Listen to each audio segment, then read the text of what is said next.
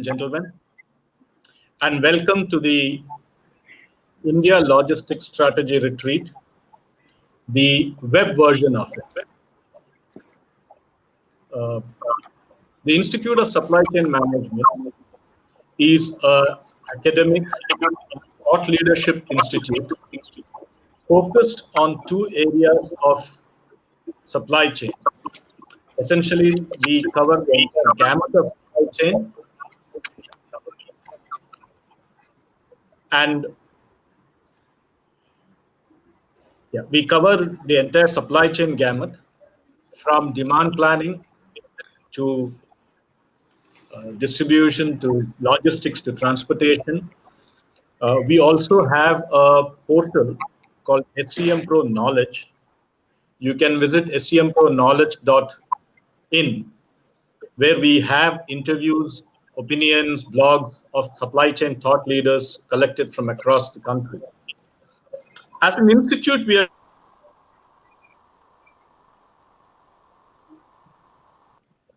are extenuating circumstances.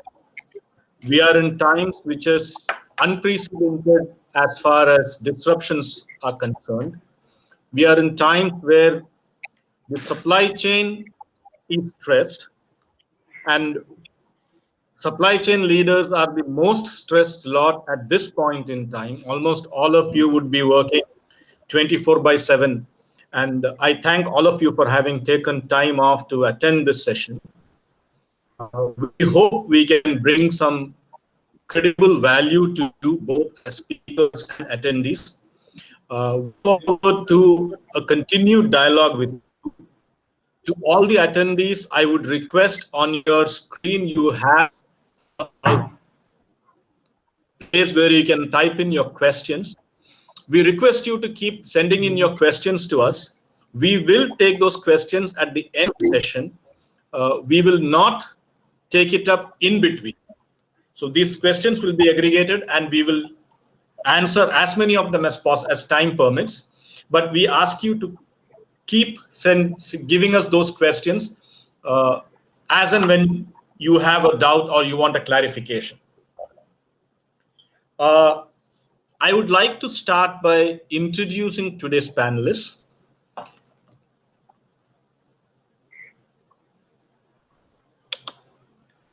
We have first Umesh Madhyan, AVP Logistics, Hindustan Coca-Cola Beverages Private Limited, a supply chain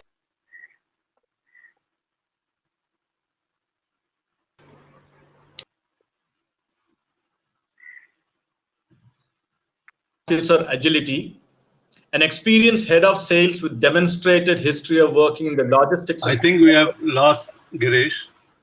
Yeah. So.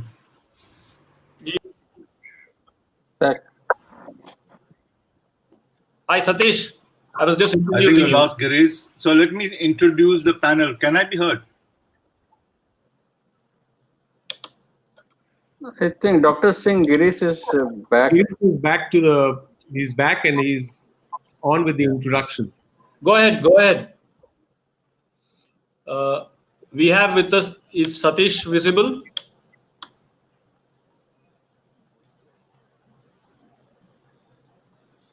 Satish is visible. Yes. Yes, Satish is visible. Thanks. Girish, let me introduce everybody.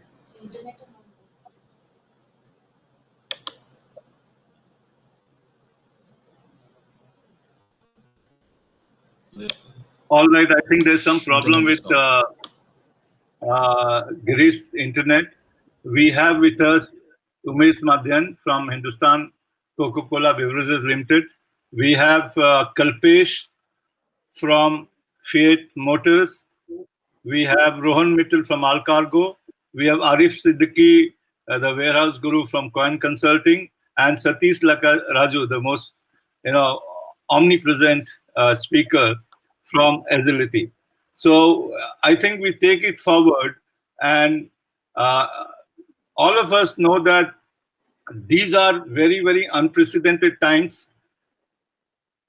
not only in terms of scale but speed. And the the pandemic is so much so that it has created all the natural disaster plus the economic crisis of 2008 together, where we see clearly that there is an impact on the livelihood and life of people on the one hand across the globe, when it has spanned over to 186 countries and growing, almost 190 countries today.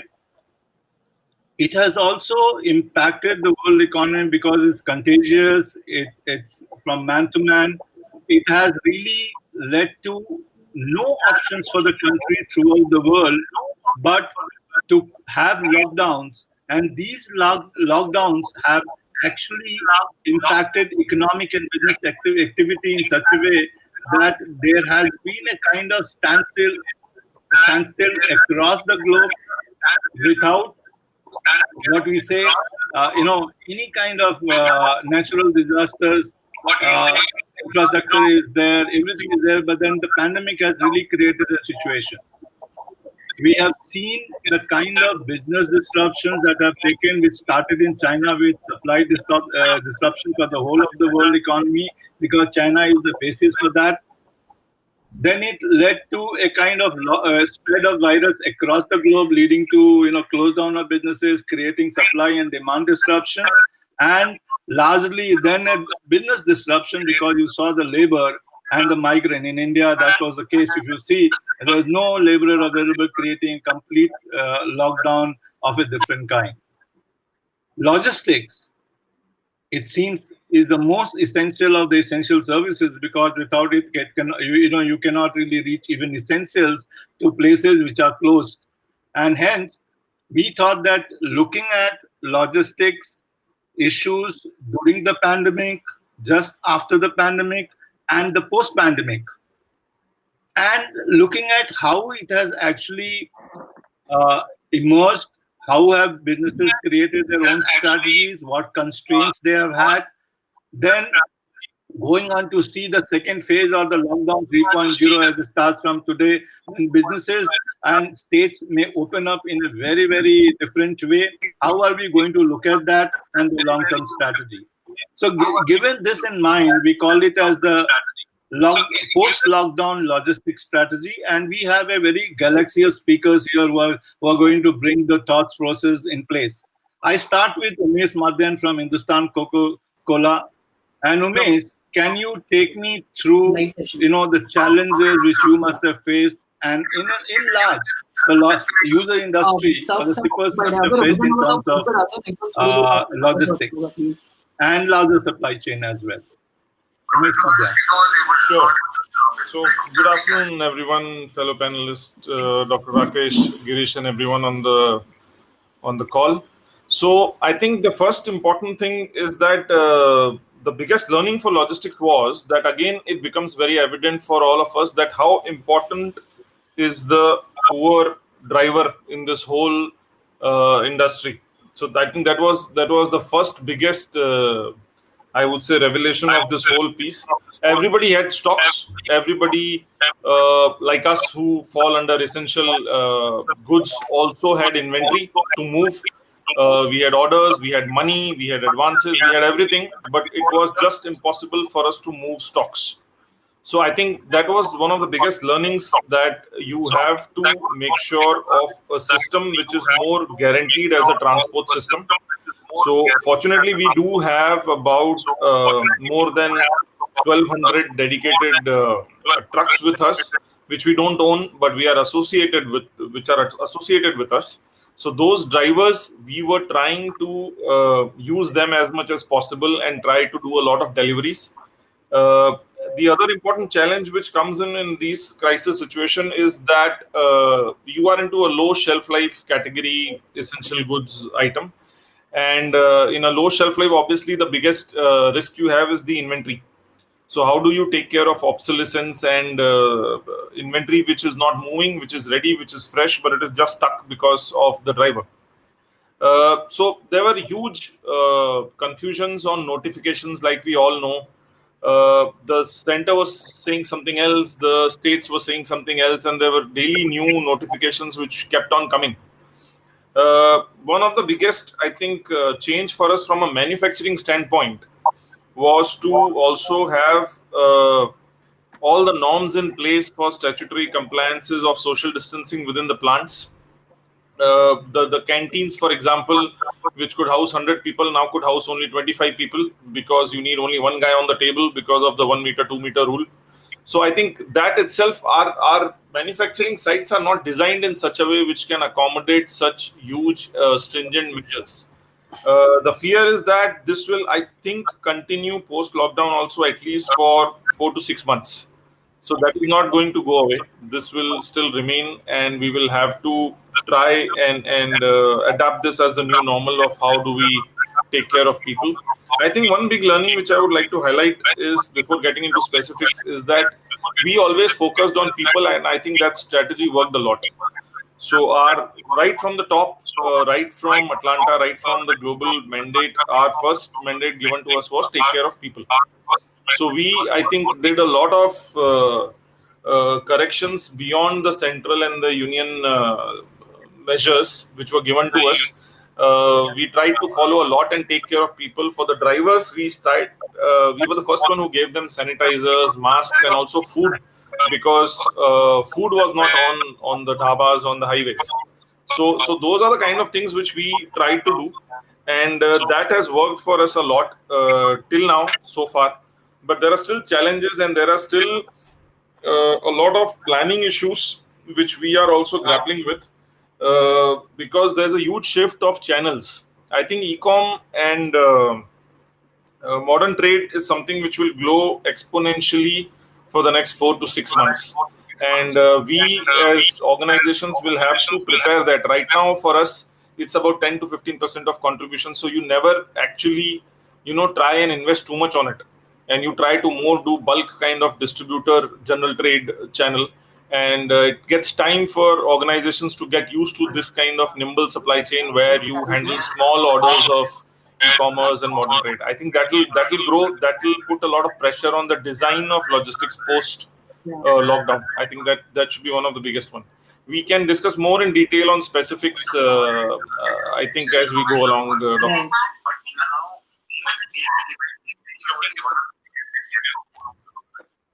Ask him to refresh the link. Thank you, Umesh.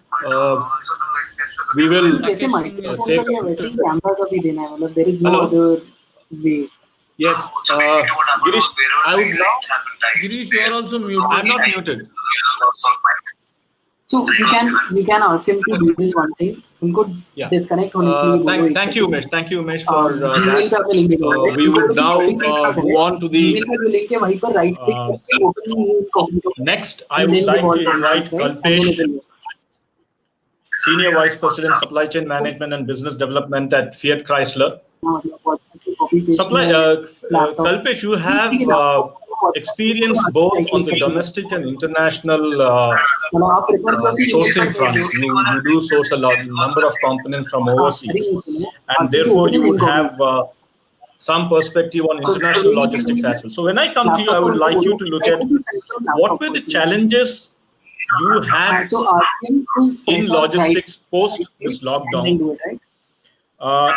At the same time, can you also tell us, take us through how did you manage to meet your commitments, and also what kind of warning did you receive? Or were you able to identify this problem? How early were you able to identify this problem? And what were the factors which pointed you to this? Okay. Thank you, Girish.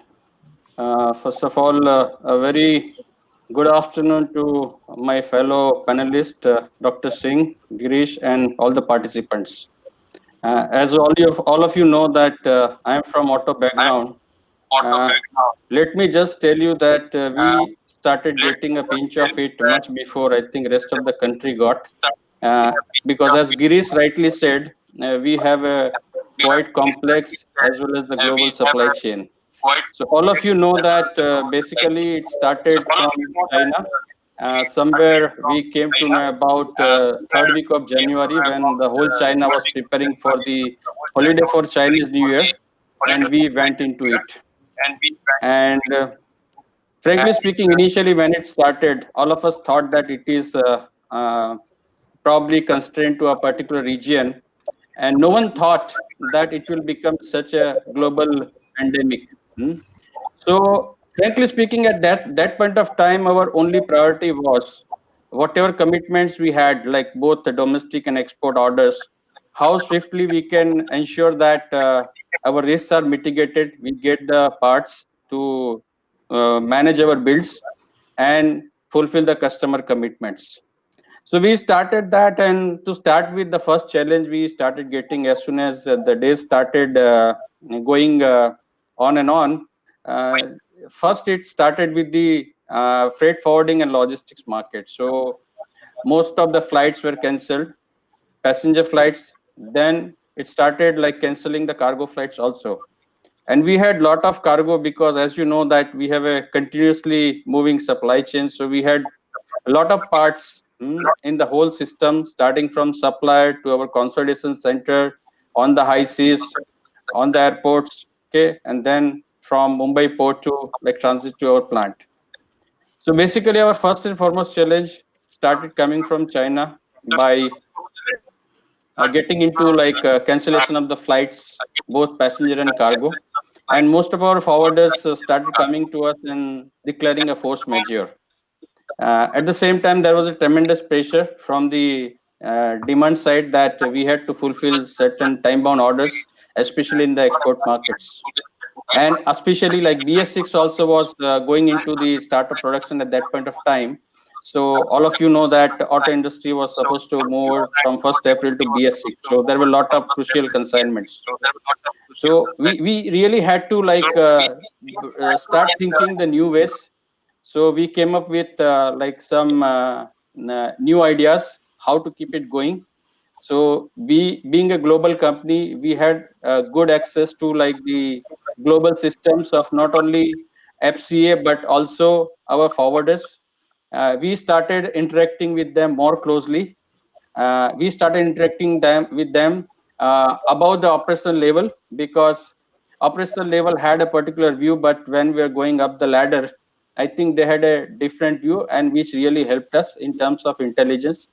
And let me tell you that starting third week of January till the time the lockdown happened in India, correct? And in between, let me just remind you of two more milestones. We all know that post China, when we thought that China is at peak, and the Italy started getting into it, and that was somewhere first week, end of February, first week of March.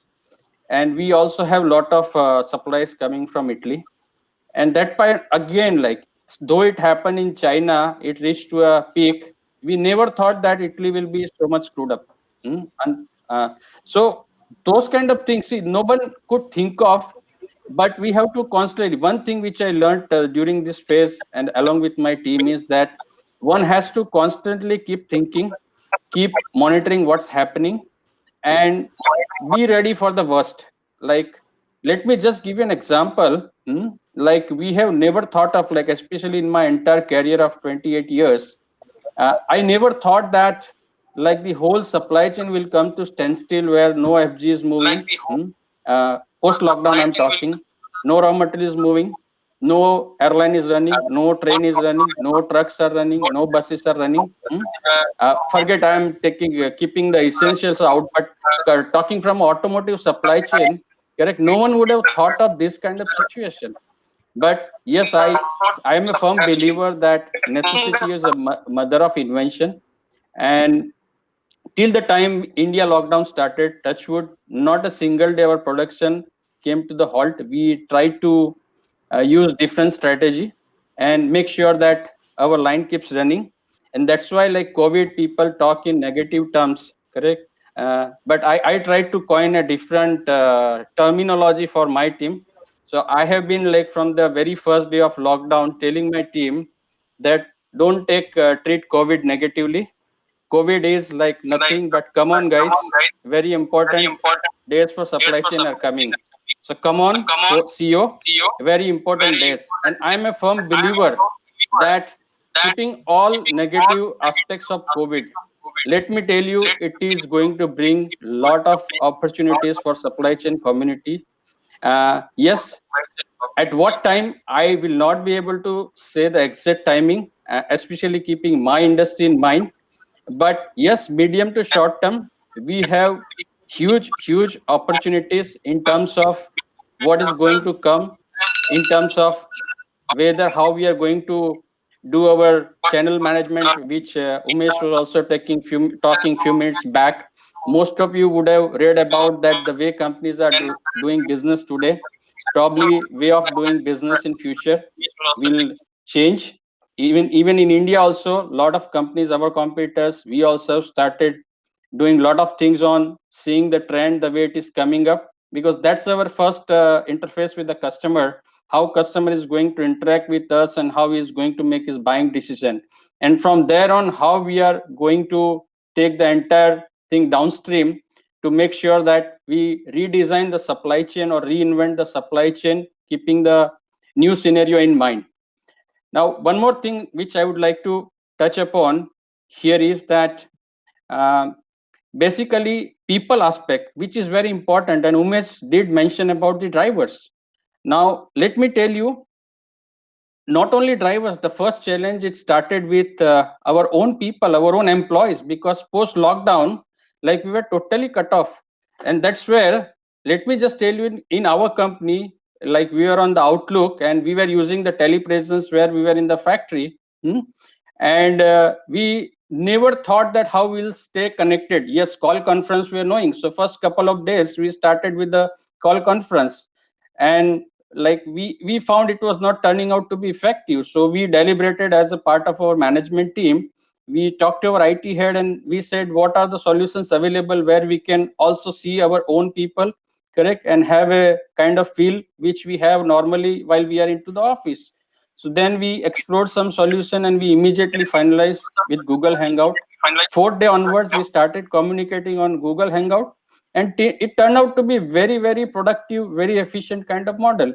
Now let me tell you, like one of our guy sitting in Chandigarh is managing the custom clearance out of Nhava Sheva, which we have never thought in our wildest dreams that this is possible, because all along these years we, the kind of people who keep sitting in the factories, we thought that we can't perform unless we go and sit in a factory.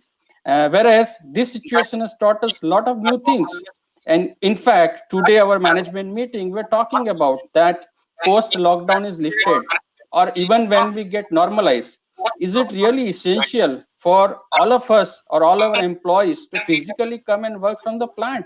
So COVID has actually taught us a lot of new things, and I am personally quite a bit quite positive about the kind of opportunities which is going to bring in.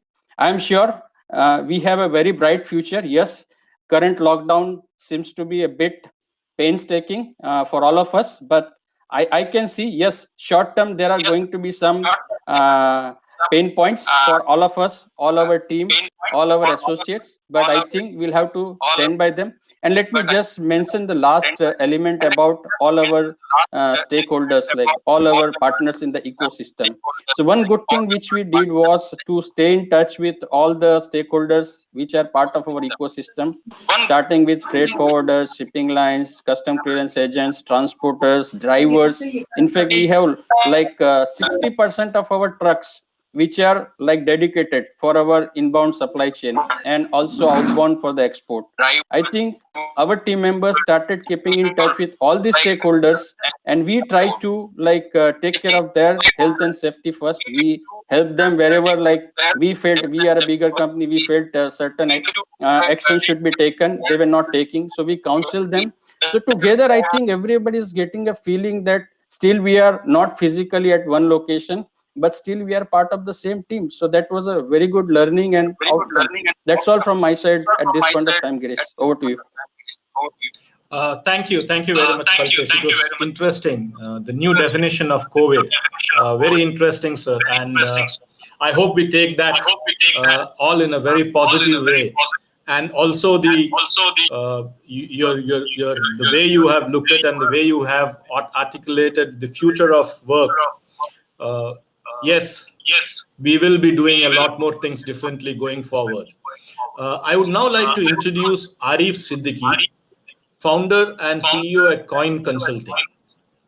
Arif is a warehousing, is a supply chain expert focusing a lot on warehousing. Arif, if I were to ask you first, what are the short to medium term challenges that you see coming from the warehousing front? We'll start with that. What are the short and medium term trends that you see from this situation going forward? Arif.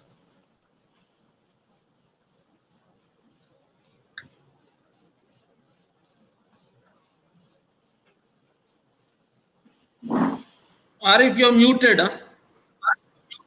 I think Arif is facing some.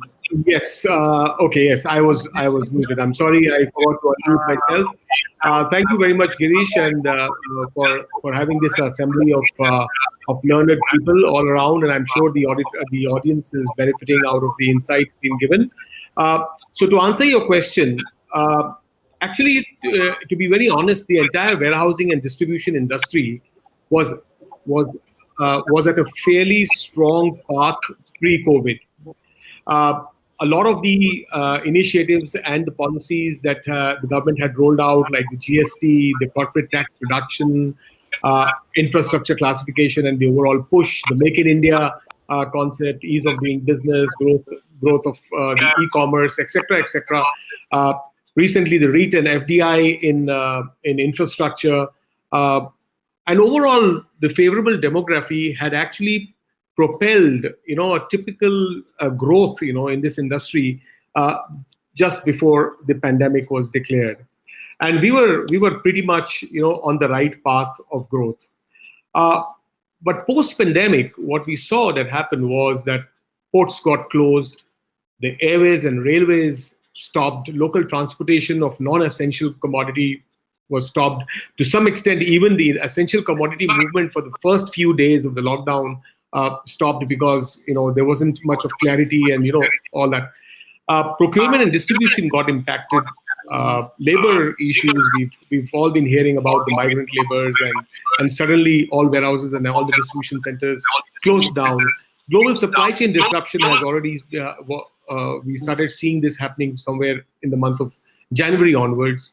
Import-export got impacted, and overall demand affected temporarily in many of the segments. So this was the act of the pandemic as we moved in time, and as things became clearer, and the government started realizing, the extent of the issue, and corporates started realizing the extent of the issue.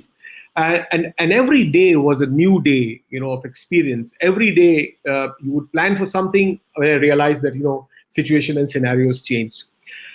The fact is that over 175 billion of our annual import and exports are linked to the high impacted COVID nations like the United States, UK, Europe, Iran, and so on and so forth. It's also a fact that the Indian pharma industry almost depends on 70% by value on Chinese imports, including APIs. Now, this being the scenario, what we realized that during the pandemic, obviously there have been two very clear industries like the FMCG related to essential commodities and pharma, which have kept the growth on. And we can see that these are two industries which are probably selling and are currently immune to the pandemic, and they have seen growth. And retail, manufacturing, e-commerce, etc., have seen complete degrowth. What I can see here is that with respect to the pandemic, corporates are going to go back and will have to reset their strategies. They will have to reset the estimations. They will have to reset the calibrations of their businesses and their supply chains. So there are three broad resets that I'm talking about. One is to do with demand. The other is going to be related to the geographical resets. And the third is going to be automation and technology. As far as the demand resets is concerned, it's proven, that industrial and warehousing real estate sector has always been the most resilient in India, which is likely to emerge the quickest and the strongest. Although both demand and supply is expected to soften, in comparison to previous estimates, the higher contraction of supply will reduce the vacancies and optimum pricing. So what's going to happen is that on one hand, supply is also going to go down, and as much as demand goes down. So somewhere it's going to nullify each other. But selectively and sparingly, what's going to happen on the retail side? Modern retails, I can see that some of these companies which have not been doing well for some time will not be able to bear this 2 months or 3 months of brunt.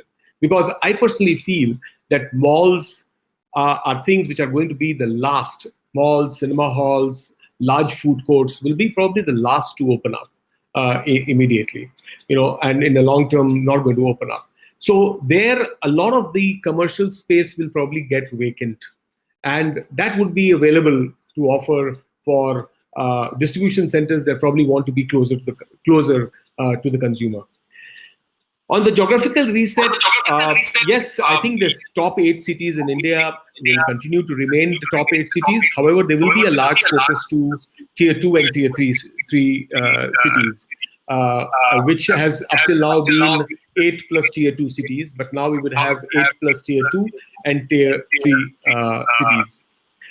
Large Indian conglomerates, as well as the SMEs who are in this business of distribution and in their warehouses, are going to embark on mechanization and automation. People are not going to be so easily available, or they're not going to so easily come back. I think a lot of this migrant population which has gone back to UP and Bihar and Orissa and West Bengal are not going to come back so soon. So there is going to be a lot of migrant labor which is not coming back. You will be feeling the loss of this labor.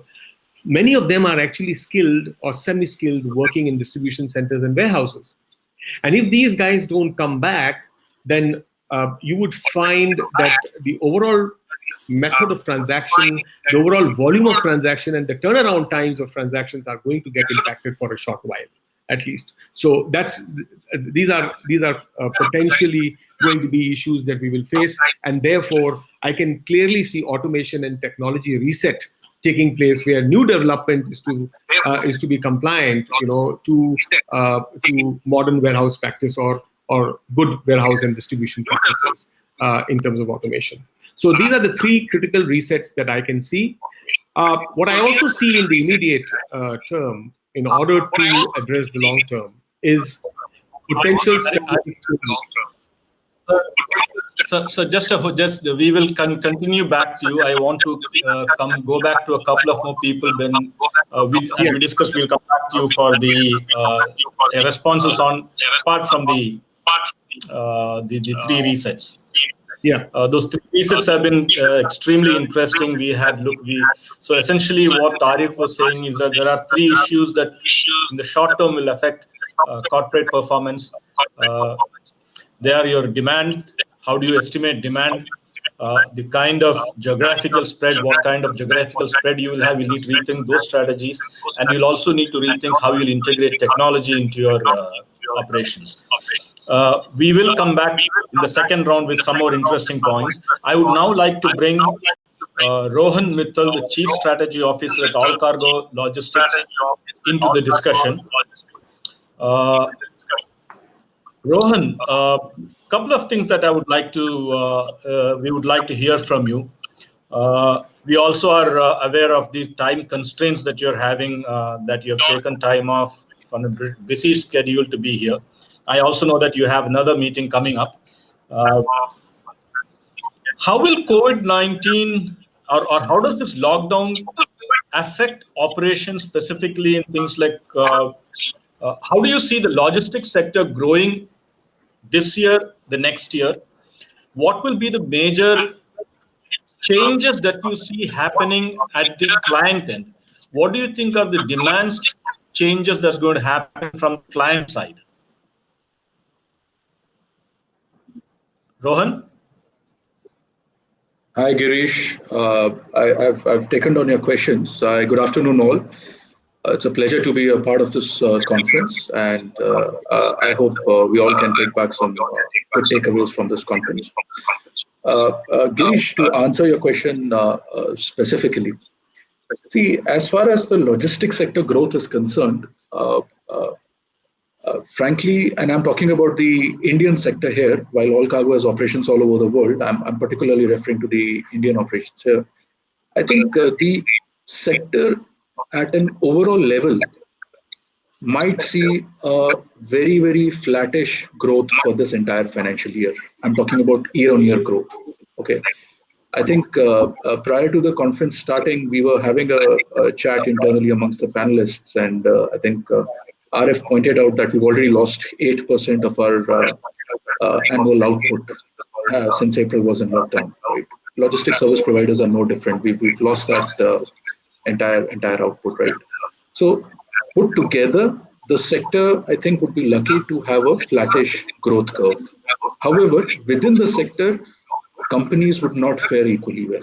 Okay, the scenarios that are in front of us and the reactions from the different aspects of supply chain that we have seen coming, we are seeing that organized logistics service providers with strong balance sheet will be in a far better position to retain or even grow slightly. Okay, unorganized logistics players, which are quite a large percentage of the total logistics spend in the country, okay, will find it increasingly difficult. And if you were to look at this from a 3-year view, you'll see that this is the third biggest systemic change that is going to impact the unorganized sector more than anybody else. Okay, it started with demonetization, then GST, and now the lockdown. Okay, it's not that the organized sector is immune to all these three systemic changes, but the impact on the unorganized sector is going to be far, far more uh, overwhelming, if I can use that word, okay, compared to the organized sector. We might see organized sector growing at the expense of the unorganized sector also. Okay, why? Balance sheets are in a better place. Digital tools, automation, all those technology related initiatives, organized sector is far, far better placed to use those to emerge profitably, to emerge strongly out of this entire recession as well as lockdown. It's relatively easier for these companies to retain payrolls, etc., to retain staff even when business has taken a hit. Okay, also from a demand perspective, the kind of tools, the kind of technology that clients will expect, okay, these technologies may not be readily available to one and everybody, because scale will also play a very, very important role here. Okay, uh, as as as far as the demand requirement or the demand change from clients is concerned, I think what Kalpesh mentioned earlier, right? I think that resonates quite well with most of us. The post-COVID scenario, we'll see a sea change, and I'm talking about this positively. Okay, would see a sea change in our style of operations, whether we are based out of India or any other country in the world. Uh, I recall times when and I think most of us would have been in that phase as well, when we used to travel 10 to 15 days in a month, okay, non-stop, right? To meet clients, to review operations and whatnot. With the digital, with the telecommute, teleconferencing becoming a better reality than it has been prior, all those travel related time, costs, etc., will come down significantly. Okay, which means that clients will expect their service providers, be it logistics or any other vendor, to be available through digital tools. Okay, similarly, control tower technology is something which is not really penetrated to that great an extent within the Indian manufacturing sector so far. Okay, we expect that given the whole change in scenario we are talking Rohan, about post COVID. Yeah, Rohan, am I we'll come audible? back to the strategy part of it a little later. Okay, So we'll stop here. Girish has dropped out, so I just intervened. sure, And no I problem. had let's first look at the issues facing the logistics sector, and I will get Satish Laka Raju to tell us about the overall logistics sector impact in terms of air freight, sea freight, and surface transport. So Satish, the first phase of disruptions and learning from that, rather than the strategy. We'll look at the strategy in the second phase. Okay, I think a lot of my fellow panelists spoke about many things, and since there is a scarcity of time, I will put it in such a way that very basically the 5 P's that revolve around this whole learning process. The first P that I can talk about and the impact that it is that how important people are still in the logistics industry. And people, be it someone spoke about drivers, but I think people in terms of how close your employees are located to the airports, seaports, the comfort level of the operation people coming in, how strong is your HR in talking to these people. This has been a very, very big learning that what are the measures that organizations have taken to make your people comfortable. Second is the P, which I would want to talk is preparedness. I think most of the organizations were not even prepared for this pandemic. Organizations which were proactive and prepared, for example, like us, we were prepared on the 16th completely, while the lockdown happened on the 21st thing. So I think preparedness is another important aspect that people need to be understanding, that when you have these signals coming, your preparedness becomes important.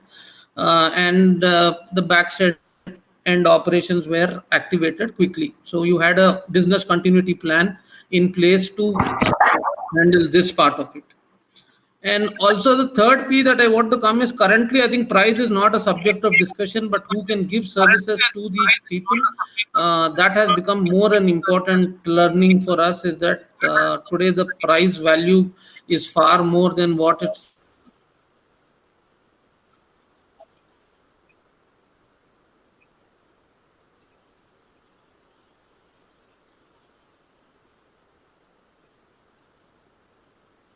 discussion that you may have in our industry.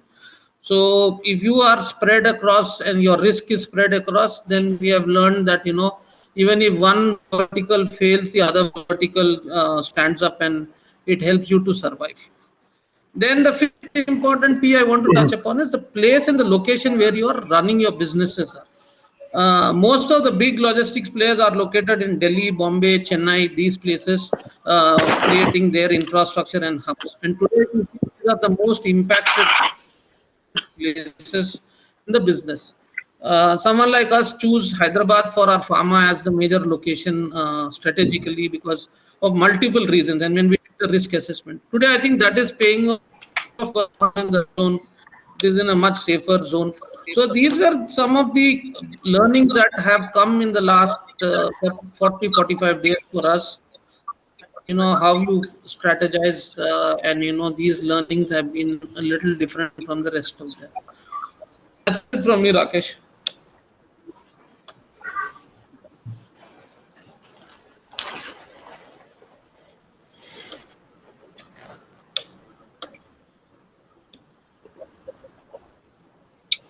Dr. Singh, you will have to unmute your. We are not able to hear you, Dr. Singh. All right. Can you hear me now, Sunil? Yeah, that's right. Thank you. Thank you, Satish. Am I audible now? Yeah. Correct.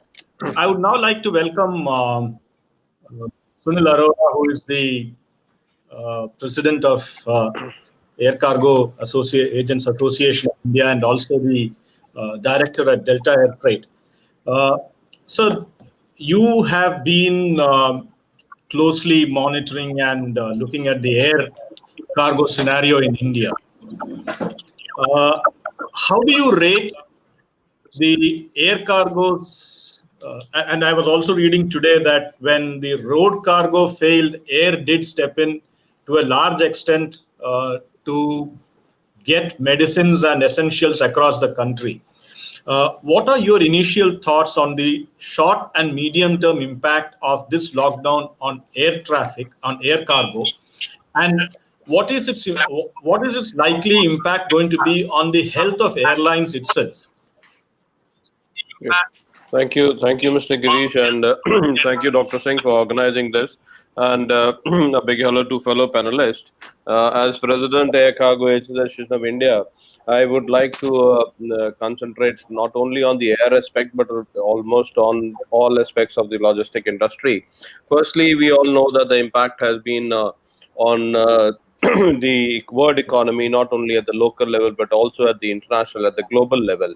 And most important thing that, as Satish said, is that how prepared we are. And I would like to compliment Mr. Kalpesh Pathak for his positivity and energy that he expressed in the industry. And I am also of the same view that since we have never seen such an pandemic situation or such a situation in our lifetime, so when there has not been a question, so there is always going to be a problem getting a solution or an answer to that. So it might take time, but as I said earlier also, when good times come, you tend to forget bad times very soon. But in such a situation where we have seen demand and supply both collapsing at the same time, which is absolutely a unique thing happening, and Dr. Singh, being a specialist on demand and supply analysis in our industry, will agree that this is something which was not anticipated, not thought of ever, that everything will come to a uh, total shutdown. So, as far as air freight is concerned, air freight was always considered to be the mode of transport where the luxury goods or essentials don't move. But I would like to tell you that air side has proven themselves to be working even in this COVID times, in the difficult times. And air freight industry has transported good approximately 1,000 tons of cargo in and out of the country at this moment. A lot of passenger airlines are operating as freighter carriers. They are moving their passenger aircrafts as only cargo aircrafts, and movement into the country from China. And we have also, our national carrier has also operated few flights to Europe, to London and Frankfurt. Domestic transportation through our freighter airlines, national freighter airlines, have been significant. They have been moving in and out every city, and now is the first time it has felt that your national airline or must also have a freighter division, which is very all these things are very important. We are going through a tough time. It is going to affect, it's not going to some very good updates, but at the same time, the upsurge of business is going to happen. Down, job cuts, demand situation, finances, which rate is a big challenge for the industry. Is the link in between difficult time. So the higher cost because of higher logistic cost is also going to play an important role. This exceptionally high air freight cost is going to add to the cost of our product, and when it adds to the cost of the product, our products worldwide become uncompatible, and we are going to find a difficult time. But as Mr. Patak said, that this has not only taught us a lot of things. We have been talking of Swachh Bharat. This is called a Swachh nature. The nature has got clean. Many e-digital platforms which we were working have come quickly to the rescue of the industry. So those e-gate pass and auto out of charge mechanism at the ports. So as Mr. Patak said, the gentleman sitting in Chandigarh is clearing cargo in Mumbai. These things have also come up. Why? Because we are seeing this situation. The reforms from CBIT is a big challenge, and we have to be positive, and hopefully, I'm sure we're going to bounce back. Logistic industries and freight forwarding community is the side of our government, and our economy is going to come back. I'm very sure about it. Over to you, Grish, and I'll come back again.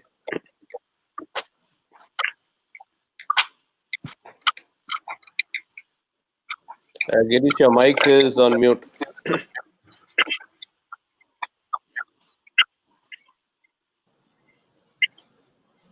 Hello. I would now like to invite Dr. Rakesh Singh. Girish, you are on mute. No, we Mute. Dr. Singh, I'm inviting you for your comments, please.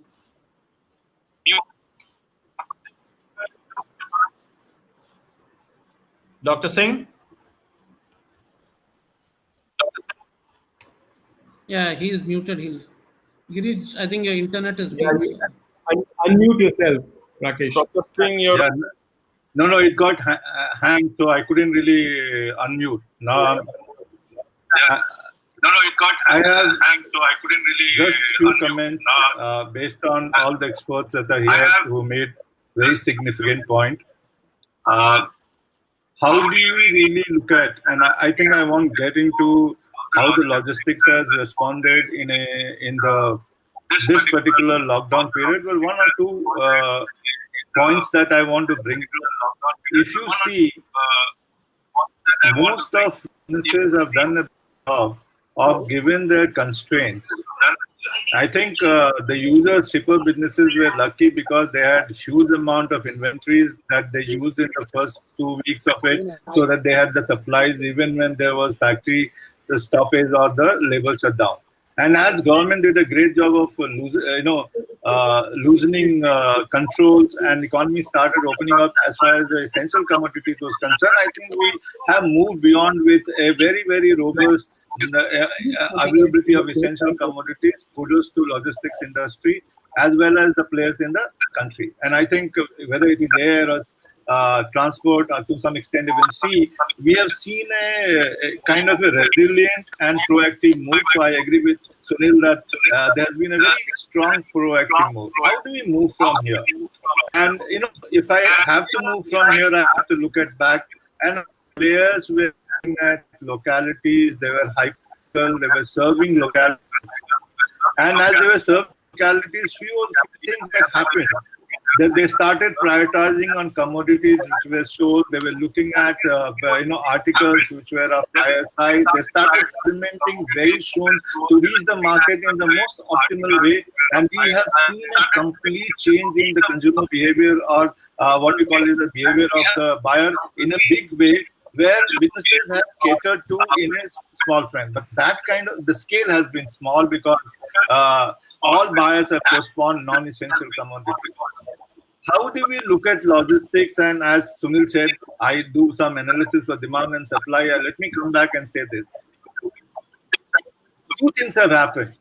There has been disruption for non-essential supplies in a big way. Even factories are not working. And there has been disruption for the movement of trucks, not only in terms of trucks lying elsewhere, but even the migrant labor who have moved cannot move because of the public transport is not available. Third, there is a stoppage of economic activity leading to a short-term decline, dramatic decline in the buying power, and which is going to be projected in next 3-4 months. Till June, I think this will remain. How do we really plan for this? And I think there is no rocket science. There is no data that is available to predict planning. Either you planning your supply chain, because the planning your supply chain will determine the plan for your logistics and plan for your warehousing. One of the best way is to build scenarios and time to into. I would say that out there's out aspect where to and it's not chief minister say no to it.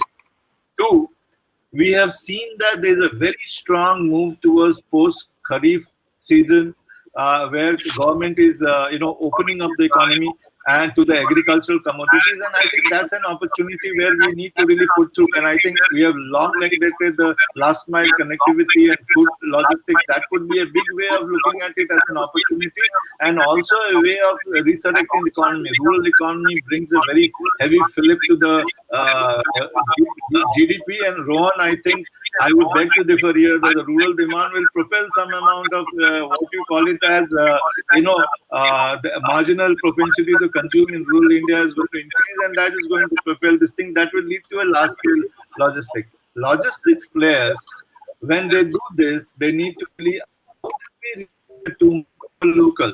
So in GST, we wanted to raise an problem that we need to be servicing local communities. How do you reserve your warehousing? Second, logistics is going to be a problem because of the availability of the labor, and also a lot of trucks, small fragmented, may find it difficult to run post this period because of cash flows. How are you going to really see that we build up a framework for moving these commodities? And I think that's the biggest challenge. The opening of the economy, the red, yellow, green zone, and the way the economy will rebound back in terms of first rural, and then the pent-up demand which will go up after this particular lockdown is over, very essential, because there's a huge pent-up demand, and you cannot really look at the pent-up demand to not really bounce back and normalize over a period of time. So that when we return, we will start looking at quite close to the earlier activities with some strategic interventions and learning from what Sunil or Umesh or Kalpesh have said. That's for me, Girish. Thank you. Thank you, Dr. Singh. I would now like to invite Umesh. Umesh, we did speak. I would like you to also touch on two issues. One is where do you see the long-term changes that you would like to make to your logistics processes, keeping in mind this disruption, and also what are the kind of solutions that you can offer? Because we all talk challenges. I would like you to talk solutions, probably. Yes, yes. Thank you, Girish. So, talking about solutions, I think from a planning perspective, like Dr. Bakesh also touched upon, planning is the biggest pain right now. The first biggest action which companies are taking, and I've been talking to many companies, including Nestle also, who have decided to reduce their catalog. So we also have taken a conscious decision. We will not be focusing on range at least for 2020, and we will shrink the catalog to a very, very large, significant extent. When I say significant, it will be upwards of 50%. So we'll be selling less than half of our ideal range.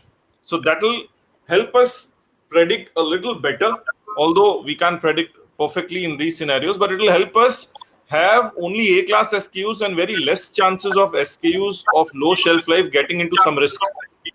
So that's one solution I would talk about on this. On as far as manufacturing is concerned, and also logistics in terms of drivers, I think Arif also touched upon this. There are people who have gone back to UP Bihar and they are not ready to come back. Now, how do you influence them to come back? What is the risk they see to come back and join back operations? One thing which is working for us is we have provided them with a special COVID insurance. And this insurance is not the medical insurance exactly. This insurance is something which will help their income keep on still working even if they are tested positive and they get into quarantine. So once a driver or a casual labor is tested positive, that very day he gets a sum of 2 lakh rupees in his bank, his or her bank.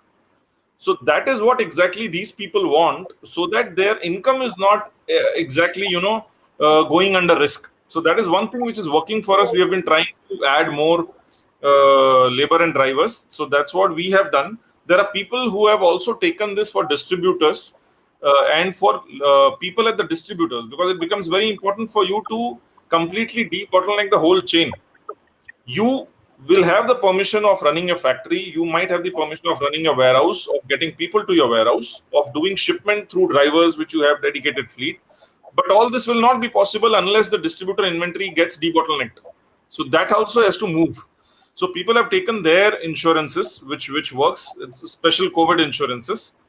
And I think from a post-lockdown perspective, there were people who were saying that automation will increase, mechanization will increase, but I frankly don't think so. Because for the next 12 to 18 months, cash flow will be the biggest problem for the entire global economy, not only India. Nobody will have cash flow. All capital spends have been frozen. I don't see companies spending on capital for 12 to 18 months from now.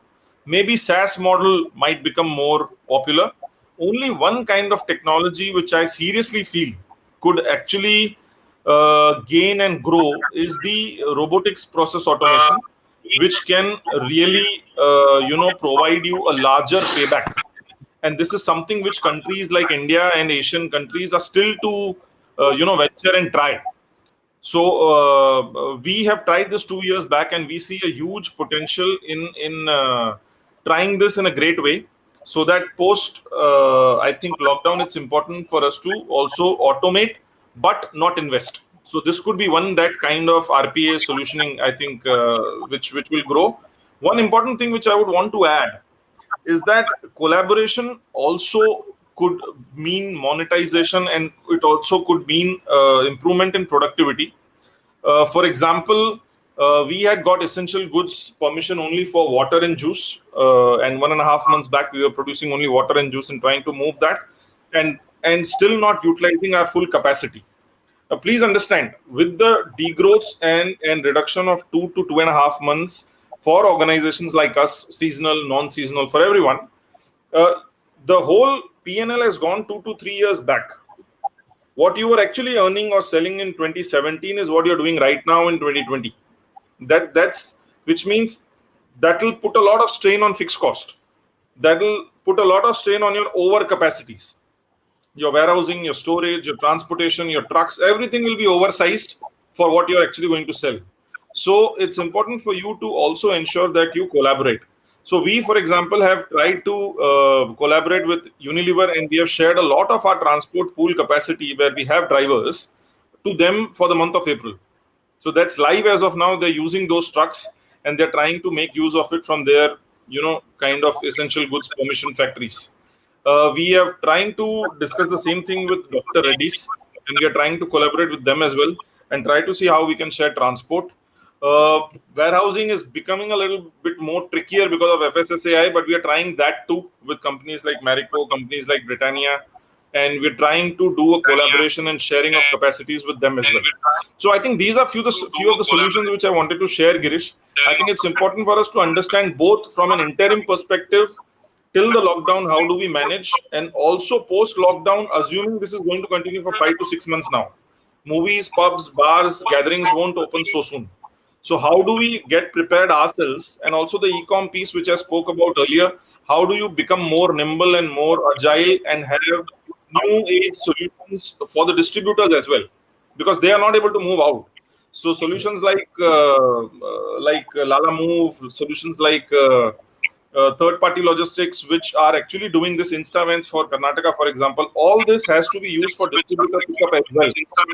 So I think this is what I wanted to share, Girish. Thank you for giving me one more chance. Thanks. It was fantastic. Thanks, Sumesh, for your insight. Couple of very interesting points.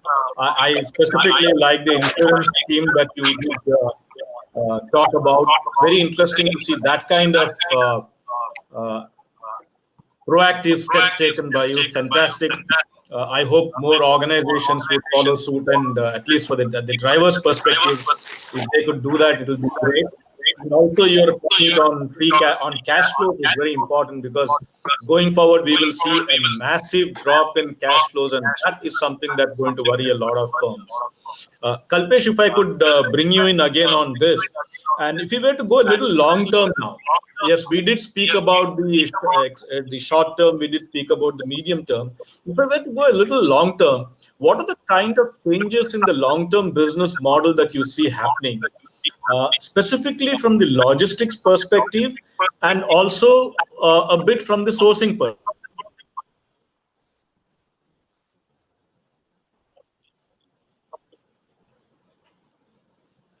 Kalpesh? Yeah, Girish, I missed you.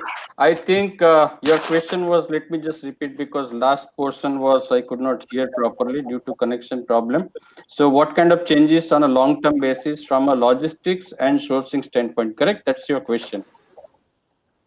Yes, yes. Okay. Yes, sir. Okay. Yes, So correct. let me just first start from the like very macro perspective, and especially from the auto industry perspective. Now there are two theories floating right now at the discussion level, and let me just tell both. One is like basically like auto is considered to be the luxury product, especially passenger vehicle which I represent. So basically, there is a theory which says that probably this will be the last priority, even post lockdown, also for the consumers. So that's one theory, and the sentiments would not be good.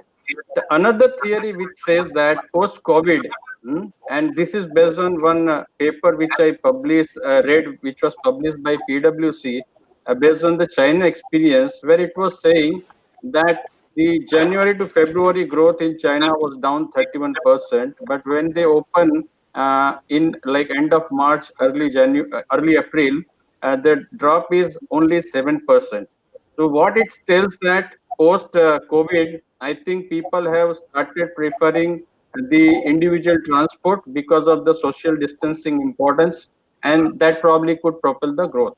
Now, which way it is going to go, we don't know because every market is different. Something might work for China well, may not work well for India.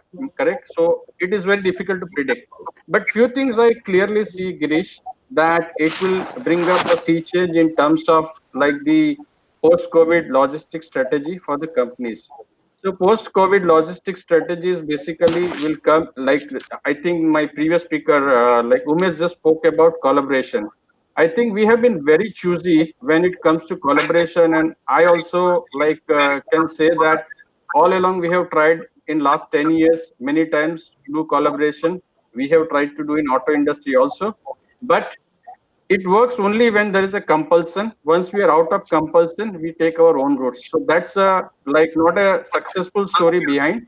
So I think it needs to see. But yes, let me just tell you globally, like on a very macro level, the way, see the because of the disturbance or disruption of the COVID, and like I will just try to correlate that with the second aspect which you asked me about sourcing, because both are going to gel like interlink. Both are interlinked, and they are going to gel together.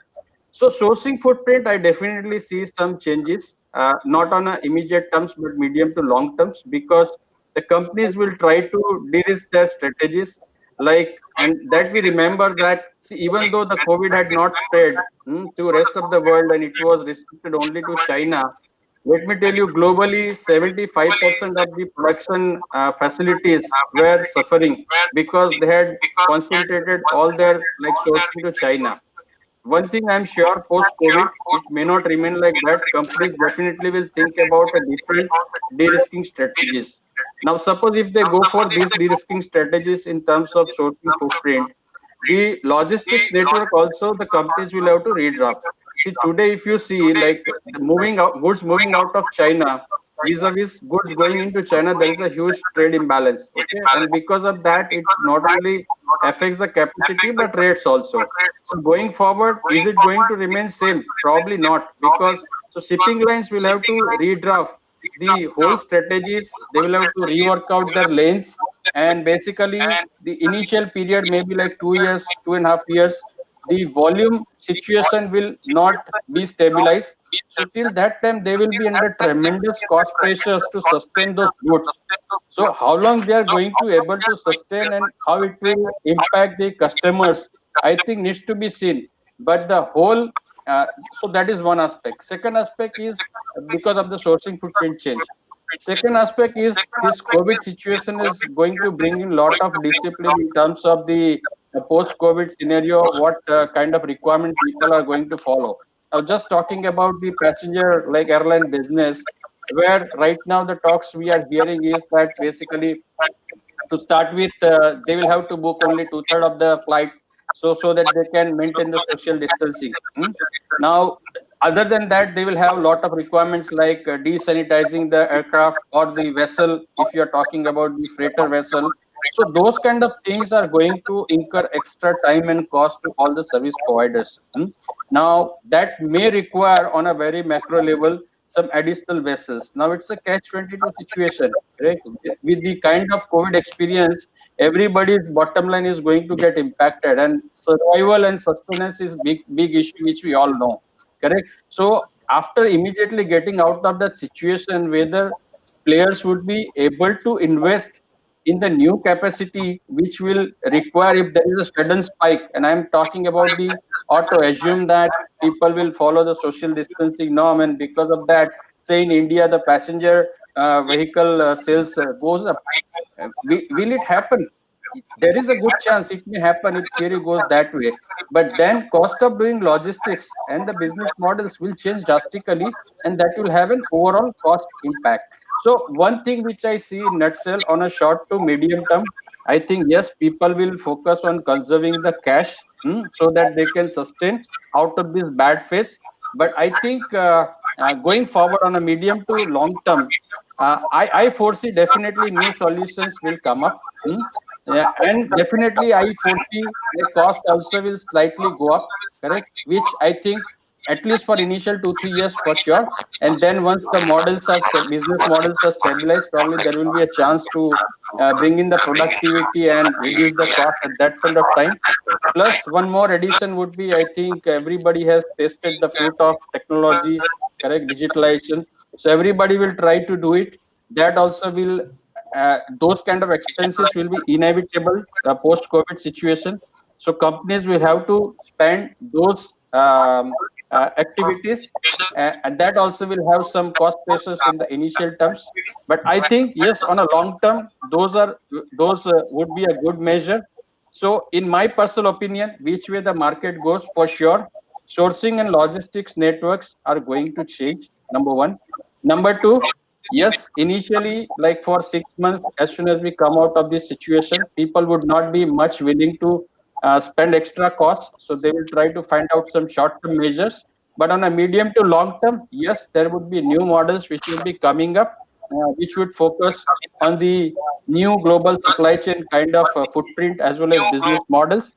And initial 2 3 years, once they come into existence, probably yes, they will be slightly expensive. But yes, post 2.5 to 3 years, I think there will be a lot of productivity which will really try to make it competitive. So that is my stake on that. Thank you, Kalpesh. Yes, we are seeing some interesting changes there. If we can get Arif back, Arif, we have a couple of issues that we need to yet talk about, essentially in terms of the long-term impact on warehousing and long-term strategic initiatives and operational issues that warehouses should get into now. Could you spend some time discussing that?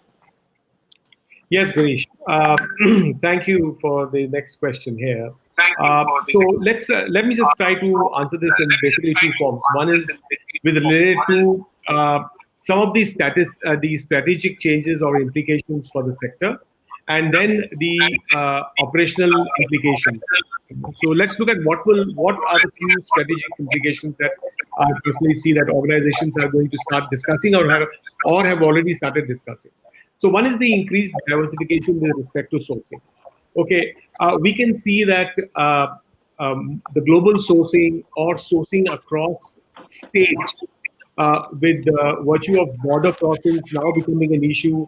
One state being a hot, being in the red zone, other state being in green zone, etc. So therefore, vehicles can't travel from one state to the other, and so on and so forth. So you would find that there will be greater attention to local sourcing, which will be leading to increased regional demands of warehouse space.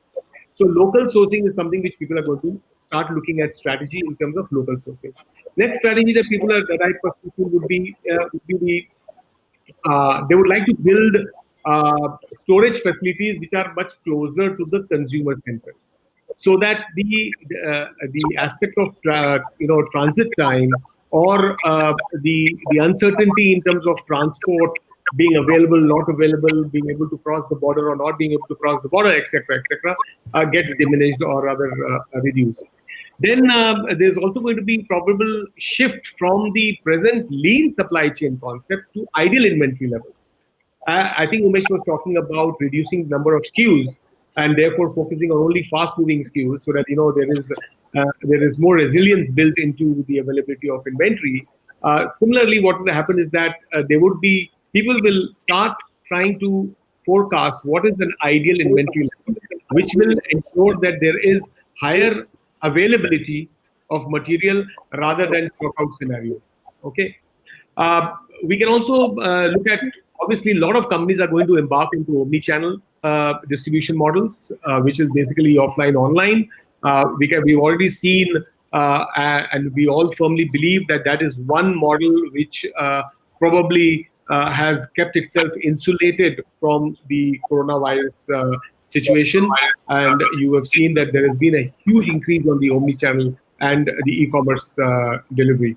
I can see a lot of large FMCG companies are likely to consider strategic tie-ups with last mile delivery companies. That's one big strategy that I can see is going to happen. And alternate transport models and modes are another area where I feel that there will be a huge increase in demand, which means that shifting from road for long haul, shifting from road to rail, ICDs, inland waterways, airways, etc., is another area where I look at strategic changes happening. Now, this is as far as strategy is concerned, strategic changes are concerned. Some of them. Now, let's look at the operational part. One of the big things that are going to lead to regulatory, the regulatory uncertainty is going to slow down the resumption of warehouse operations. Like, for example, norms on group commuting. Today, a lot of warehouses operate with staff buses bringing the people to the warehouse. Now, each staff bus carries 30, 50, 60 people. Now, that's completely contrary to the aspect of social distancing. So, the norms of group commuting will be now determined by the government, and that's going to change, the way we travel from the city to the warehouses.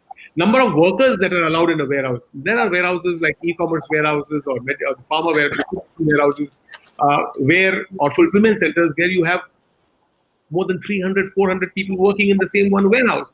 So number of workers, that will be now allowed to work in a warehouse. I'm sure there are going to be norms for a very long time that's going to come and say that, okay, you can only have so many people working per square meter of warehousing space.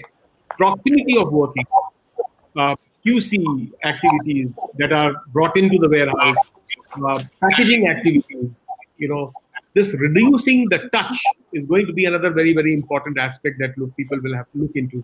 Public health requirements, will impact on operations, sanitation, masking, gloves, health checkups, temperature checks, etc. are going to slow down. These are going to act as impediment, in the overall process. So this is going to slow down stuff. And we talked about migrant labor, which in any case, in my opinion, is a big, big, big issue, and really don't know how this is going to get resolved so soon, especially when they've got to travel all the way back to places like Bombay and Delhi and Calcutta and Bangalore, Chennai, etc. Labor shortage is also going to lead to people revising their OTIF and default.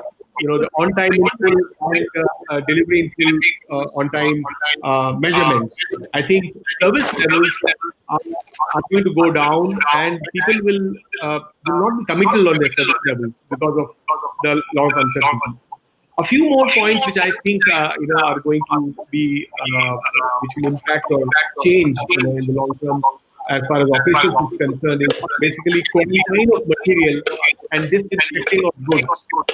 Material that is coming from various places into the warehouse, probably there will be fumigation or ultraviolet scanning taking place, products being sent through ultraviolet tunnels for disinfecting.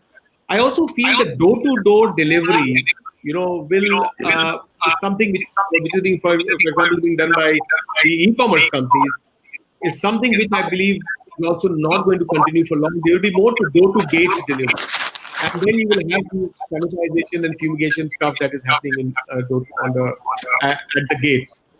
Uh, on the logistics, the poor availability of drivers is definitely something which is going to affect transit and affect transit time. And of course, limited air and rail freight capacity will lead to price increase.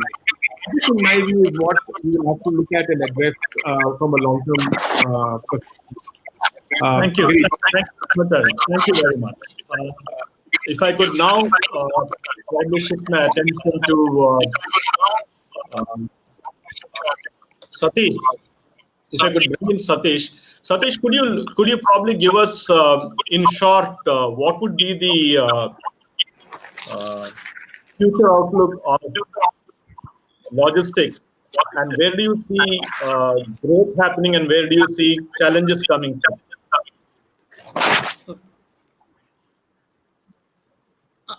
I think most of the people have been speaking about the banks, and rest of them have started to forecast on the downtrend in automotive, the downtrend in some of the verticals. Surely there will be new verticals that will come out, because if you look at it, the personal protection equipment, the masks, the medical devices, the medical equipments were not in so high demand in the past. But today, if you see, there's a million of demand. So for the over the next 3 months, you can see this is an area where it may come from China, or it can be made even in India based on the ventilators that are required and the rest of them. Because COVID is not going to end now, surely. Healthcare and pharma surely is something which we are still waiting for the vaccine to come out.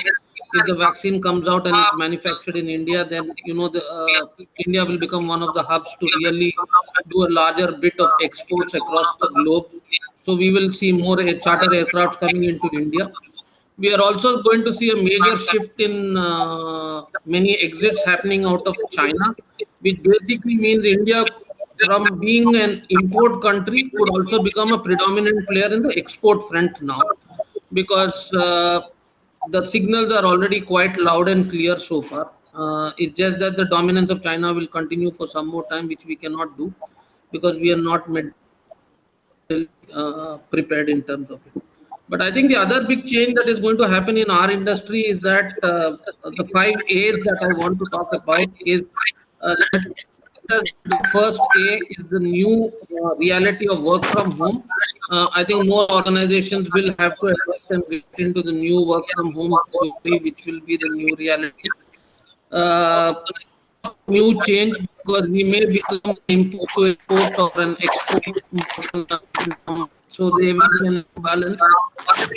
Organizations will have to be agile. So the third way that I want to tell is that, look how quickly you can adapt to this agile, quickly change from one vertical to the other, aligned to the markets now, because you will see new markets opening up, because what we will have to ship into Africa as well as into Middle East and other places.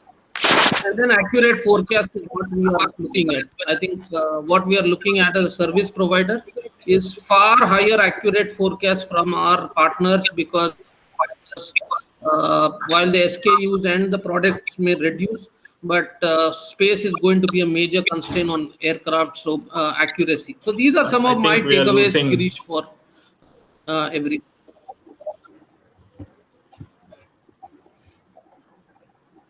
Thank you, Satish. Thank you very much. I think we are also having some audio issues with Satish's feed. If I could bring in Sunil, Sunil ji, if I were to look at it from a policy perspective, what are the kind of policy issues that or challenges that you think uh, we need to see in the logistics sector going forward? Where do you think we should focus now? Thank you, Mr. Girish. I think can you hear me? Am I audible? Yes, Sunil, Oh, please go okay, ahead. Yeah, okay. yeah. Thank you. As far as Sure. as far as policy issues are concerned, I Yes, sir. think Yes. this is an eye opener for the government to see that all the reforms and relaxations what we had anticipated and thought to happen at ports and airports is now working, and they're working perfectly in alliance with the workforce, with the logistic industry. So I think the government will have to reopen, or rather I would say they'll have to become more of a facilitator than a regulator at the ports. So I think that CBIT will have to bring in an e-clearance mode, the way what we have been always expecting and informing the government that how it happens in Western world. It's only the truck driver who's going to go with the goods, and your papers are going to be all custom cleared, and we receive our bill of entries and shipping bills on our email. So this mode is going to come up. Maybe probably this change was not happening because the logistic industry was not prepared, because they were thinking that this thing will not happen. But such a forced situation has made us to believe that yes, it can happen. And similar reforms, I would say, are going to come up into the banking industry. Like, if you have you seen that without going to the banks, the entire banking industry is up and going, and with very limited number of work force in the banks. So I think a lot of collaborative moves are required. Joint ventures are going to come up. There is not only sharing profits but also sharing the risks. So technology, capital infusement, all these things are going to be the new norms. And of course, social distancing, public health, these are going to be an altogether a new working scenario in our industry. And logistics is not going to remain away. Logistics is very much influenced. Our industry has always wanted automation, but things like machine learning, artificial intelligence, and all those things were talked in seminars and symposium. But now it is high time that logistic industries will get to see all these things happening in their day-to-day work and principles. And I'm sure the government is very serious about a lot of changes in our logistic policies, and also quite a good number of reforms are coming on the CFS side, on the airport management side, auto demurrage calculations, auto shutdown of business. So here the trend is that you pay and then take a refund. All this is going to get over. What I feel that now the government has felt, so as to keep the continuity in logistic industries, these reforms are bound to come and we will have to accept it. And why not? We are all ready. We have always been wanting such a thing to happen. Thank you. Thank you, sir. If I could invite Dr. Rakesh Singh for his closing comments, please. Dr. Singh.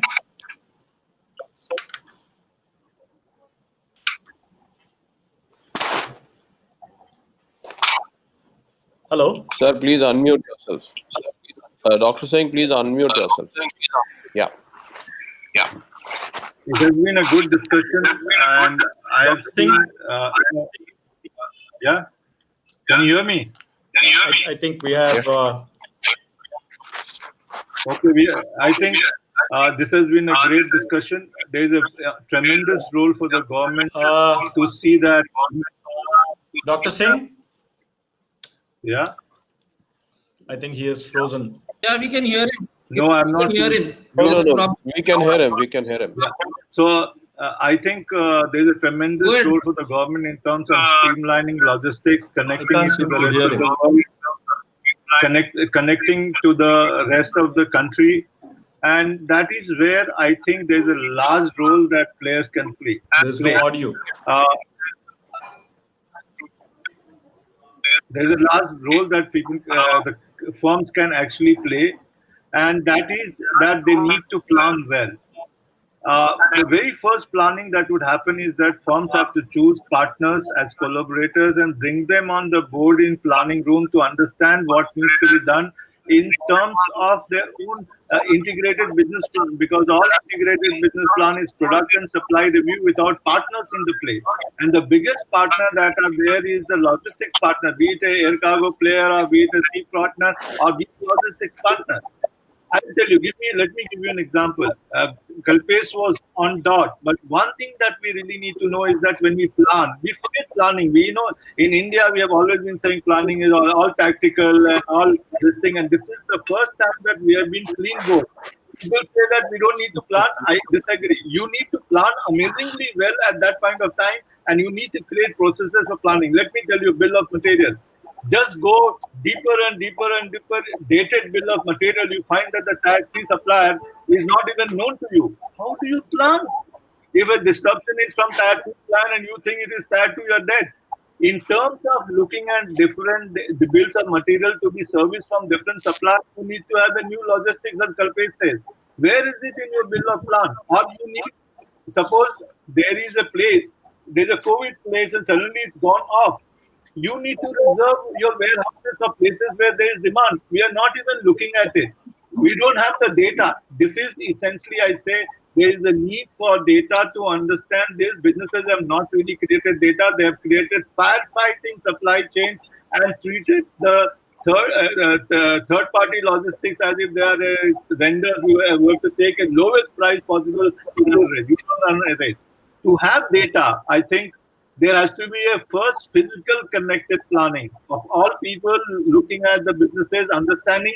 And if you have you can see every schedules and part. Your planning becomes resilience to all kind of disruptions, because you know where the disruptions are taken, where the demand is there, where my logistics player has ability to service me. If you don't do this, you are going to be. This is why the SaaS-based connected planning, as Umesh really said, is going to play a very good role. I believe SaaS players should understand that they can really provide a cost-effective planning measure and kill the APU, which are so outdated. And hence, I would say collaborate to create a communication among all your stakeholders, build a technology to bring visibility. Along what Rohit said, control tower, things will really look much better.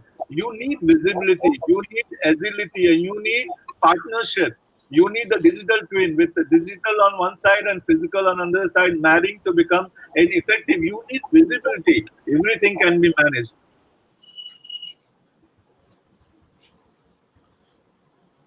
Thank you, Dr. Singh. For summing it up, yes, there are issues that will come up. We did cover quite a lot of ground when it came to the logistics strategy. We looked at it from the initial perspective of the immediate challenges. We also touched a bit upon the kind new initiatives which firms have taken in terms of collaboration, in terms of work from home, in terms of human empowerment, in terms of work cultures. I would now like to open it up for questions to the audience. I have one question which one of the members of the audience, Rohan Kumar, has sent. Decreasing inventory levels will be ideal way for FMCG industries, etc. My question is, how is it going to be in service industry, like customer support, which is slightly unplanned demand? For example, PC or automobile spare parts. Probably Kalpesh could take that. Yeah, sure, Girish. I would like to take it. So let me just tell that yes, post-COVID situation, this is going to be slightly difficult, but companies are working on coming up with the new business models. I think Arif just mentioned about the omni-channel approach also. So I think definitely there are two aspects to the passenger car servicing. One would be the availability of spare part, and second would be like the actual service of the vehicle. So I think on the spare part portion, it is quite clear that post COVID, definitely there will be a partnerships which will be coming up to make sure that a new business model, which could be the need of the time, comes into place, and where companies like ours can ensure that the last mile connectivity and delivery of the spare part wherever the vehicle needs to be get service is made sure that it is delivered. And second is like, let me just mention, I was just talking to my sales and after sales head today. So even currently, like in some of the states, wherever the relaxation is allowed, I think we have started opening up the dealerships for 2 days a week. So yes, it will not be like to, the kind of pre-COVID days wherein like whenever we have problem, just at the service man is a phone call away. You just call up the service center and it's available. People will have to plan. So here one more aspect of planning comes into play, which Rakesh just mentioned few minutes back. People will have to start planning differently. So definitely, like you will have to like unless it happens in the like in Western world, wherein like the passenger vehicle service also is appointment based. So people will have to plan, book their appointments with the service center, and companies will form partnerships with the partners who are making a synergetic sense, and we'll make sure that last mile delivery is ensured so that whenever that appointment is, spare part is delivered. Thank you. Thank you, Kalpesh. Um, Another question that we have is, can the panelists enumerate a few specific workaround they would have actually used?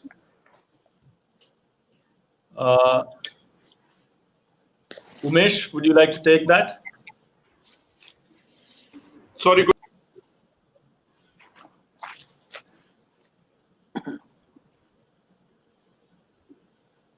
Umesh, Girish, can Umesh? you repeat that?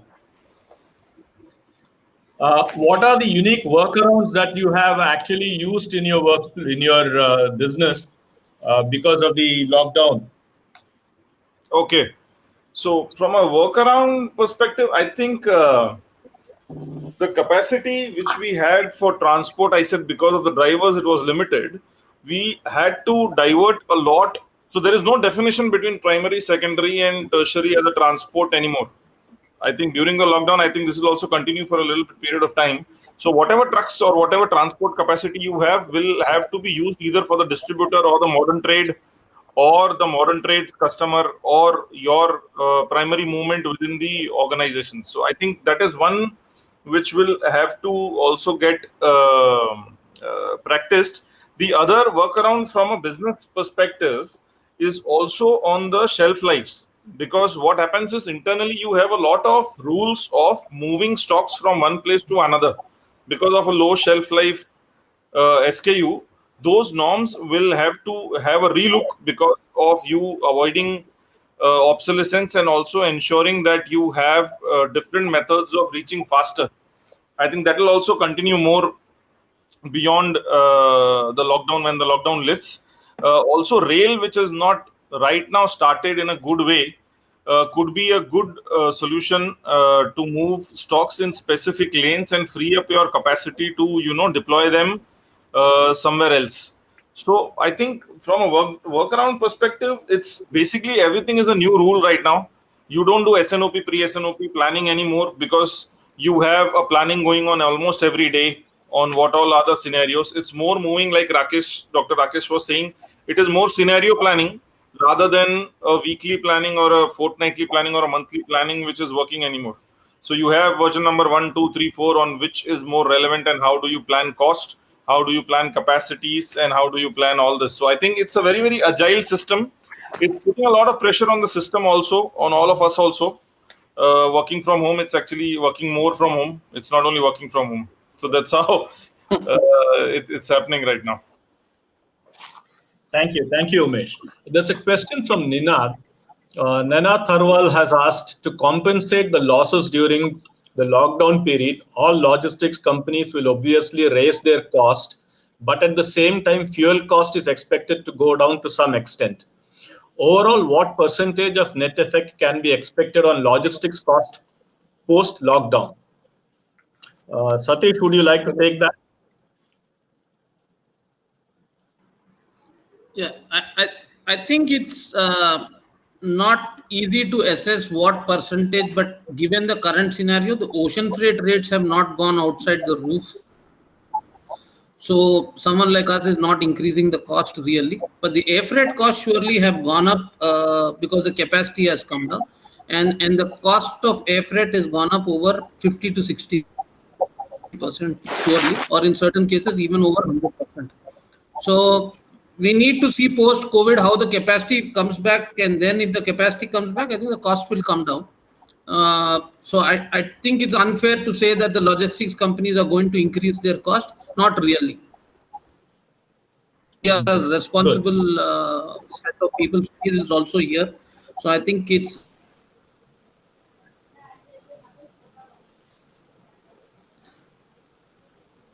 unfair to say Sunil? that cost will go Yeah, up. But this time, yes, costs have I would gone like to add on to what Satish has said, that logistic cost is a very important factor. And in in fact, long term. logistic cost is not what is generated by the logistic industry.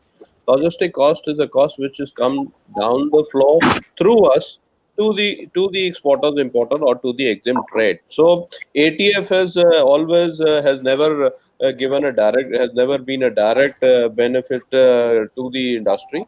But what I would say is that there should be some sort of a freight rate control mechanism in these times, which I have insisted on other forums also. The government has to initiate through this business channel also. A paper must be sent to the government to do some freight rate control.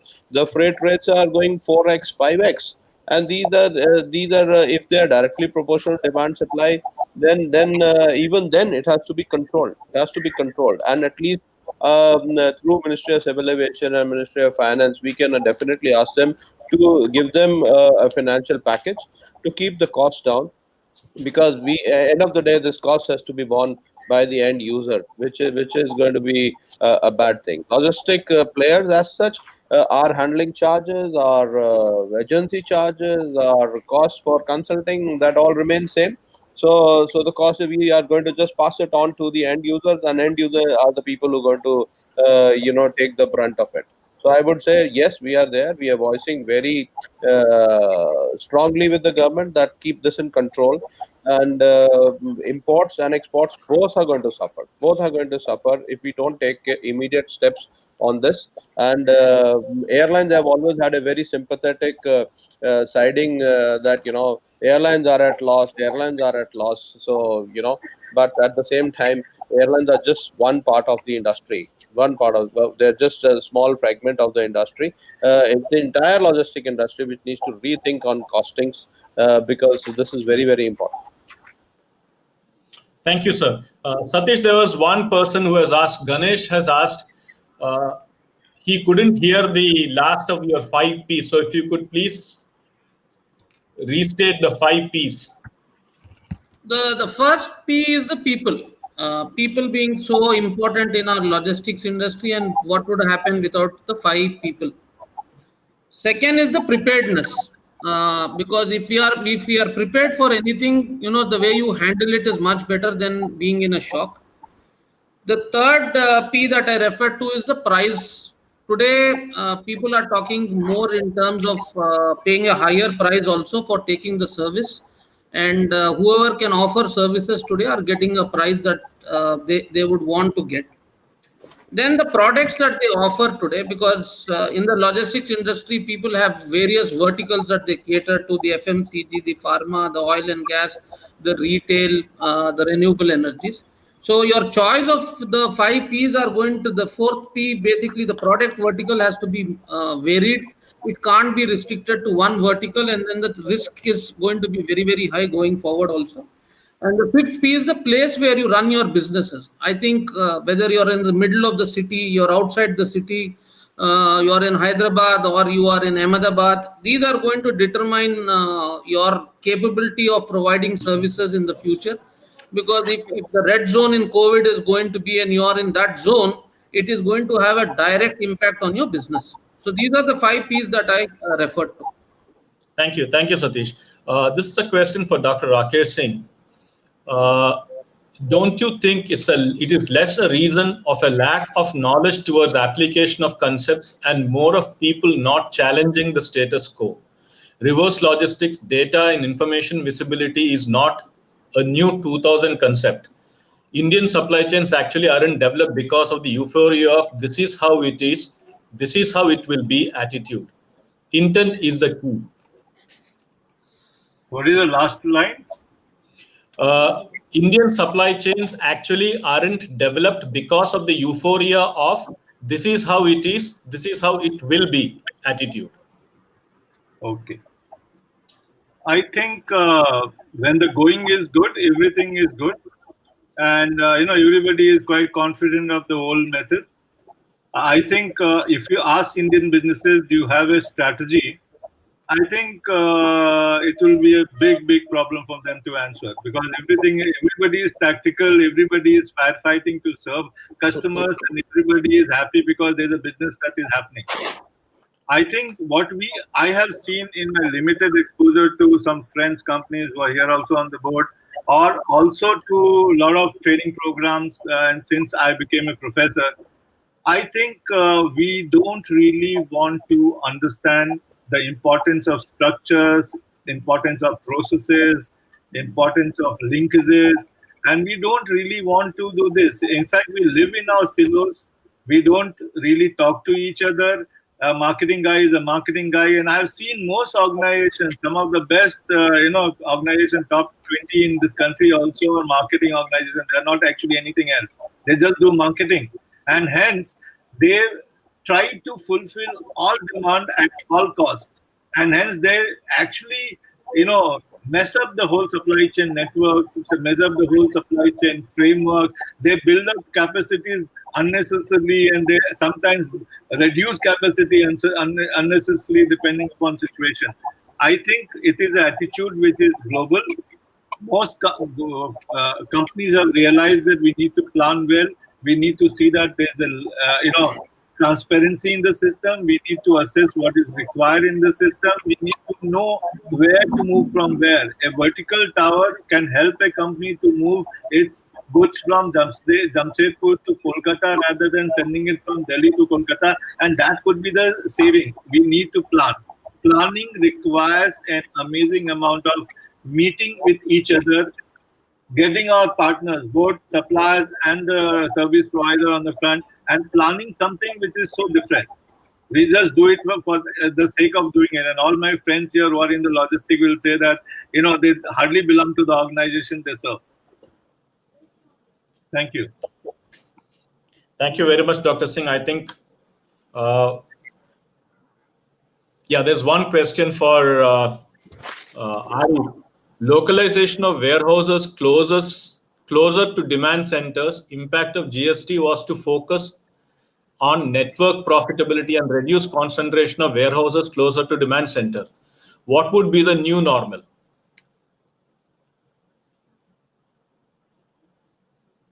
So the new normal is not completely based on COVID, but actually the new normal started getting established even last year, somewhere in September. So it was actually a misnomer 7 years back when GST, the thought of GST was rolled out, that it would lead to consolidation of warehouses to that extent that we said that there will not be more than 7 or 8 central nodes of distribution to cover the country.